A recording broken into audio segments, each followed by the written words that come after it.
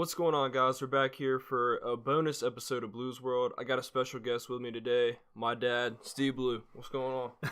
Hey, man, I appreciate you having me on. I know I've been aggravating you for weeks to finally get on, so I'm excited. Hopefully, things will go good. So yeah, I brought my dad on the show today. He's been, like you say, he's been aggravating me trying to get on the show. He's always trying to get on my radio show at the school too. So I said, you know what? What the hell? So I bring him on the show, and we're just going to shoot the breeze, mostly talk about sports. You know, it's mostly a sports show, but we'll kind of get into a few different topics here. But, Dad, you want to do a little introduction of yourself? Introduce yourself to the viewers? Well, like you said, just lifelong sports fan. Ever since I can go back, I guess that maybe how you could say you got into sports, just following me and watching my rituals. You know, every Sunday is either watching a football game or watching a race and basketball. I mean, pretty much our life is revolved around sports, and I think that's kind of probably how you got the bug to get into broadcasting and the love of sports. Absolutely. So, yeah, like he said, you know, kind of getting into sports. You know, whenever we were growing up and he was raising me and stuff, that sports was always like a big thing, big impact in our life. You know, as soon as I can remember, I've always been a big Panthers fan, big Tar Heels fan, been into NASCAR, recently gotten into golf, you know, pretty much been into every sport, and he's pretty much kind of introduced me to most of that. So that's what we're going to talk about today. And so we got the Super Bowl coming up here in a few weeks. Your quick predictions for the games this weekend. Vikings, got the Vikings and the Eagles, and you got the Jags and the Patriots. Who you got? Yeah, I mean, it's, you know, usually the home team wins these games, and New England, I mean, with their record and stuff and playing at home, I mean, Jacksonville, they'd have to play the game of their lives to win. I mean, honestly, I don't, you know, they'd have to get a bunch of turnovers, and Bortles would have to play great football. I see the Patriots winning that one in not really probably a 10-point game. As far as the NFC goes, I really think it's a toss-up. I don't think either team has an advantage on the other. Again, you know, the Eagles being at home could probably be the advantage. The crowd, if they could get behind their team. Minnesota having such an emotional win last week, can they get back up for the game again? I would love to see Minnesota and Jacksonville, but, you know, if I had to make a prediction, I would say the two home teams. So, last week on the show, I predicted Vikings, Jaguars. Do I think the Patriots will win? Probably, but you know, I got to pull for Jacksonville because, you know, they got the great defense. They've never been to the Super Bowl. I think this is the first time since, like, 99 they've made it to the AFC Championship game. And it's been a while, so I'm gonna stick with my prediction for the Jaguars, but, you know, it's not going to be a huge surprise if the Patriots make it to the Super Bowl again. And then you've got the other game, the Eagles and the Vikings. I got to go with the Vikings because, to me, they have the better defense, and they realize if they win this game, they'll be playing in their home crowd, in their home stadium for the Super Bowl. It's never been done. I don't think so, right? No, it's been, you know, several chances, but nobody's ever did it. But I'm surprised that you're taking both road teams. So you really think that both of the road teams have what it takes to go in and win these games? Well, I'm not 100% on the Jacksonville pick, right, but I want to see it happen because I think if they can get to Brady and harass him, get him to the ground, they got a good shot. I mean, they're more physical than the Patriots. I'll give them that. But I don't know if their offense can sustain enough. You know how stuff happens when you're playing in Gillette. You know, you're always weird stuff going on. Not sure about that, but we'll see what happens. And like I said, the Vikings, I think they just have the better defense. I think, you know, that stuff that happened last week, it was insane. And they win one more game. They're playing in front of their fans for a Super Bowl, and I think that's going to be enough to get them there. So those are my predictions. So kind of what we want to talk about today is, you know, kind of a look back to the past to how we got into sports and, you know, why it's such an awesome thing and why, you know, if you're not a big sports fan, why you should be a big sports fan and stuff like that. So we're going to talk about a few memories here. Dad, tell me some of your early memories. Who were your favorite teams growing up, your favorite players, and some of your favorite memories from back in the... Well, like you said, I mean, we both are diehard Panther fans now, but, I mean, that wasn't always the case. There was not always a team here where we grew up at. And believe it or not, the team that I pulled for growing up was the San Francisco 49ers. My first memory of really, really getting into sports was the actual game with the catch. Dwight Clark, Joe Montana. I think it was the 81 divisional game. It may have been the championship game, NFC championship game. And I just remember as a little boy watching that game, and Joe Montana throws it. Dwight Clark brings it down in the back of the end zone against the Dallas Cowboys, which was America's team. I never really was a big Cowboys fan. Everybody was Cowboys, and I just kind of liked the up-and-coming team, somebody to take down the mighty Cowboys. And they went on that year to the first time that they ever won the Super Bowl against the Cincinnati Bengals. They beat them in the Super Bowl, and ever since then, I rode with the 49ers. Of course, it didn't hurt that they had Hall of Fame quarterback, Hall of Fame receiver in Jerry Rice, and then they followed that up with another Hall of Fame quarterback in Steve Young. So, I mean, there was a 20-year run pretty much like the Patriots are enjoying now with the 49ers. So, growing up, San Francisco was my team. And, until the Panthers came in, and when they came into the league, they were both in the same division. It used to be the old NFC West. And even then, I was kind of torn. But once the Panthers really got established in a couple years, and, I just kind of took over. I just got all the old 49ers. They kind of fell by the wayside. They got old and retired. And, that's where I gravitated to be more of a Panthers fan. But, yeah, growing up, I was definitely a 49ers fan. All right, and as far as basketball, I know you always used to tell me about Jordan. Like I said, we're big Tar Heels fans, so you were a big Bulls fan, big Jordan fan. Tell me about that. Oh, yeah, man. Growing up, I mean, the ACC, the original 8 teams, before it expanded to where it is now, was, it was the original 8 teams. The ACC, it was just, to win the ACC tournament back then actually meant more than winning the NCAA tournament to me, because the tournament now has got so big and so popular, but back in the day it really wasn't that big. Yeah. And the ACC with North Carolina, I mean, Duke wasn't as big as they are now. They were just coming onto the scene back in like the 80s. Yeah, back in the 80s when they had Johnny Dawkins and they had some good teams, but North Carolina was still the king of the block. Yeah. NC State with Jim Valvano, they won a championship before Duke did. But, I mean, growing up, man, we were always ACC. And, Michael Jordan, of course, him being a local guy, we always followed Carolina.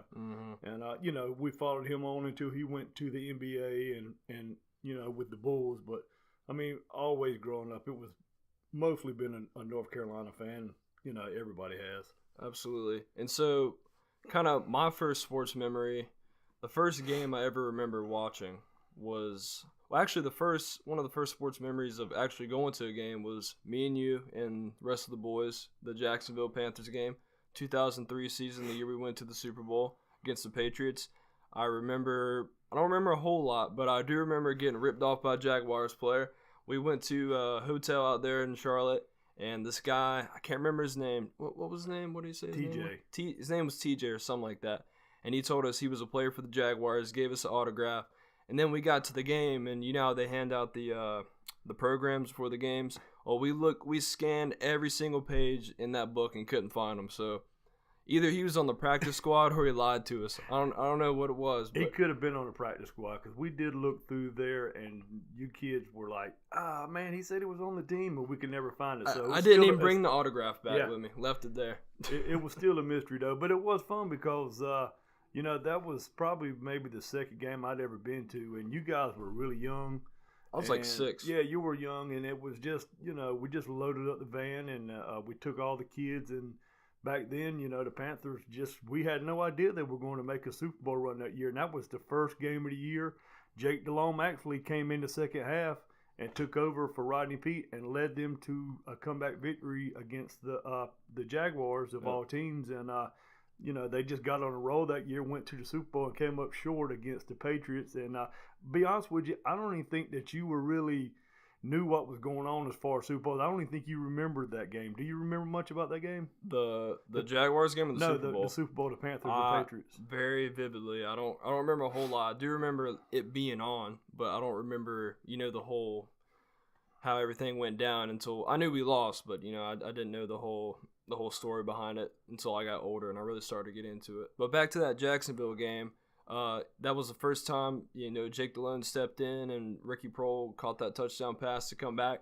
And quick story about that, we were sitting as high as you could get. I mean, we were in the nosebleeds, row 32, the last seats, and whenever we scored that last second touchdown to win the game, we were so high up. I remember Dad picked me up. I was like a little 6-year-old kid, threw me up in there, and almost went over the top of Bank of America Stadium. That wouldn't have been good. And yeah, so it almost went over the top of the stadium because we were so excited that we won. But that was probably my first sports memory, and I'll never forget that. It was a fun time. And then in current day, I've probably been to, I think I'd say about 6 Panthers games. How many have you been to, you think? I don't know, but I got a pretty good streak, I will say. I couldn't tell you how many games I've been to, but every game I've ever been to, there've only been one time that they have lost. So you can't really, the Saints game? Yeah, you really can't say that. You kind of had a bad streak going earlier in the year, but it turned around for you. That's right. I went to 3 games this year because I live up in Charlotte now. So went to the Saints game, lost that. Went to the Thursday night game against the Eagles with my brother. We lost. But then my dad got us tickets, and third time's a charm. We went to the Vikings game, and that, I gotta say, that was probably the best Panthers game I've ever been to. Again, I may have been to maybe 6 to 8 Panther games. I'd have to count all up, and they, the first one we just talked about was a great finish, but it was been so long ago. But the Vikings game was really a great game. I mean, entertaining from beginning to end. Really a good game. So I would have to put that up there, and I would have to say the Dallas. When they played Dallas in the playoffs, 2003, the big bad Cowboys come into Bank of America Stadium, and I was there at that game, and it was really, really special to see a night playoff game. I don't think they had ever had a night playoff game there before, and this, to beat the Cowboys of all teams was really a great memory. Yeah, so definitely been to a lot of games. It's a lot of fun. So kind of going on to this, like we said, the Super Bowl is coming up, as everyone knows. So we're kind of going to talk about that a little bit. We're going to kind of examine how the Super Bowl has kind of progressed through the years because, Dad, you've seen more than me. So talk about how the Super Bowl, you think it's gotten better, and tell me what your reason is and how it's expanded into this global phenomenon. Well, I can't speak, as far as back, the first Super Bowl I ever remember would be, I guess, would say the 81 Super Bowl between the 49ers and the Bengals.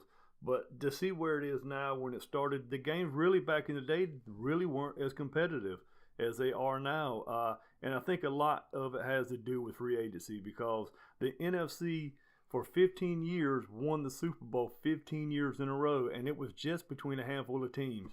You had the 49ers, the Giants, the Redskins, and the Cowboys, and the one year you had the Bears that really had their dump. The AFC really was not competitive. They would play good and they would get to the Super Bowl and just get destroyed by all these NFC teams. Yeah. And I really think the tide started turning after free agency around the 94-95 season when free agency started. And then you started getting more players that switched. But for the longest time as a kid growing up, the NFC the Super Bowl was just like a bloodbath. I mean, the guys from the AFC just could not compete. Yeah, and I think the tide kind of turned when obviously the Patriots became a dynasty and they're in it almost every year. They've won their division. I think there's only 1 year Brady's been there they haven't won it. That was the year he got hurt. Yep. And actually, it was a fluke because they had a great record that year with Blind Hoyer and still didn't make it. So it really was a fluke. I mean, everybody says the Buffalo Bills, the 4 years back-to-back can never be matched. If you think about it, the Patriots are just one play away from actually going to fourth. Well, they haven't made it this year, but they could possibly be 3 out of the 4. Yeah. Because Denver won the 1 year, but it's kind of a close game at the very end. It could have went either way. So, I mean, the Patriots are the modern-day dynasty, They're just, love them or hate them. They're just, what can you say? What can you say? So, kind of getting back to the Super Bowl. So, whenever you were growing up, when they start doing halftime shows for the Super Bowl? Halftime shows, of course, back in the day weren't that big. And then I guess people just started seeing, hey, we've got a huge audience. We can put on a big show here. We've, advertisers and people get behind this.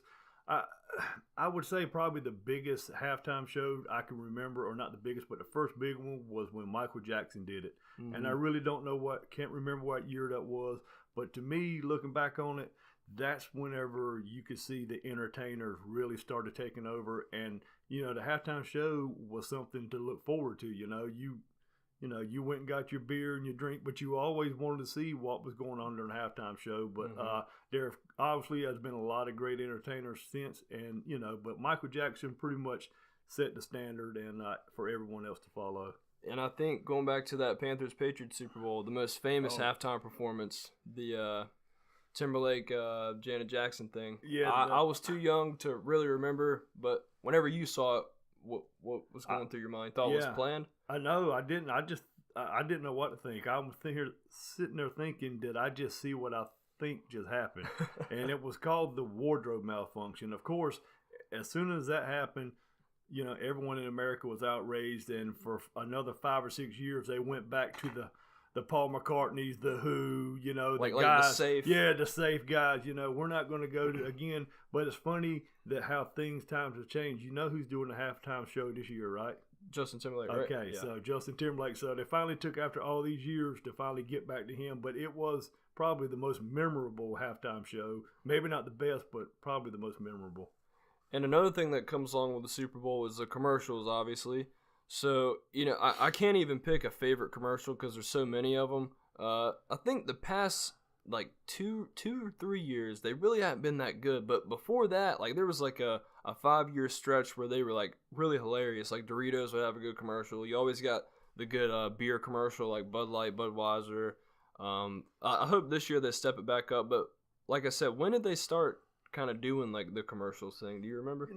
I would tie it back to around the late 80s, early 90s when the first really big campaign I can remember Super Bowl was Budweiser, and I don't know if many people remember the Bud Bowl, the original Bud Bowl, and it was something that they came up with, and people would look forward to, and they it probably went on for 2 or 3 years, the Super Bowl, and then I'm like you. The commercials used to be so much more creative. Now I just think they just try too hard, Yeah. I don't know if they're just running out of ideas, but to me, the past couple of years, the commercial quality just hasn't been there, as previous years. I don't know how you feel. I just don't think they've been as good as they have. Maybe they're running out of ideas, but, that's just my opinion. Well, I take the Panthers year into consideration because, you're just so into the game, you don't care about what's going on during the Super Bowl, the Broncos game. So yeah, the Super Bowl has evolved into this crazy thing. And do you have a pick for probably your most memorable Super Bowl, or your favorite Super Bowl, favorite play? Oh man, again, it's hard to say favorite Super Bowl. I mean, there's the games are getting so much better. I would have to say probably maybe not the one moment that stands out again. I know it goes back a way, would be when Joe Montana, Jerry Rice drove down the field with no timeout. The drive to beat of all teams, it was the Bengals again. This was the second. It was in Miami. The field was tore up, and they went down the field. Joe Montana doing his thing down the field. I think 90 yards they had to go with no timeouts. Bam, bam, bam, down the field. Jerry Rice doesn't catch he caught a lot of passes, but John Taylor caught the touchdown to win the game. And, that was just, I was probably 18, 19 years old, but I mean, that was just a, very, very good memory and a good Super Bowl. If I had to pick the moment I remember the most, probably growing up, is probably the David Tyree catch, the helmet catch against the Patriots. That was insane. The James Harrison interception against the Cardinals, that was awesome. And then the end of the game, Santonio Holmes, the touchdown in the corner of the end zone. Great game. And then obviously last year's Super Bowl. I mean, we watched it together, and my stepmom, she is a diehard Patriots fan, and me and my dad were just ragging her, and we couldn't believe that it was 28-3. The game was over. She was devastated. Patriots fans were devastated, and we watched that whole thing unfold, and it was never seen anything like it ever. You knew whenever the Patriots got on a roll that it was over with. The first half, and we were sitting there thinking, there's no way they're coming back from this, not even the Patriots. And then you just seen every play just unfold. Every break that they could get, they got. And you just had that feeling that you knew Atlanta, there was nothing they could do. The Patriots were going to win it. And, again, it was I was blown away. I couldn't believe it. Yeah, so even if you hate the Patriots, at that moment you had to just sit there in awe. Like, you just couldn't believe that they completed the comeback, and they could be doing it again this year. So, Dad, kind of closing things out here. So if you had to pick probably your favorite athlete of all time growing up, and of all time, who's probably your favorite athlete? Oh man, that's easy. Of course, it was Michael Jordan. I mean, he was just, he came along at a special time. Before, he probably, if he was in the internet age the way things are now, it may be a different story. Like LeBron James, he has to answer a question every night, every game. He's so analyzed. But back in the day when Jordan was doing his thing, things were much simpler, and he could just do his own thing. And of course, books have been written about the Jordan rules and how he was probably a bad teammate. But Jordan could do no wrong. I mean, he was just, idolized by so many people, and he won 6 championships, everyone knows, but 6 MVPs. I mean, that's just hard to beat. So, I mean, for me, it's got to be Michael Jordan. So, kind of bringing up another topic here, you're talking about Jordan. Your modern day NBA, your super teams, and the way things are, your free agency, and most players are friends versus back in the '90s when you were growing up and watching it.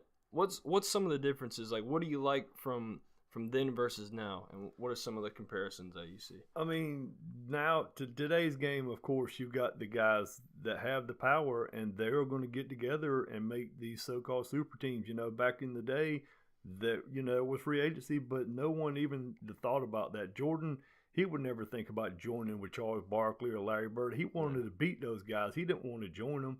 And, I think, again, the guys would make so much money now. I mean, and they're so, it's just a different game. And, the three-point line really has changed the NBA.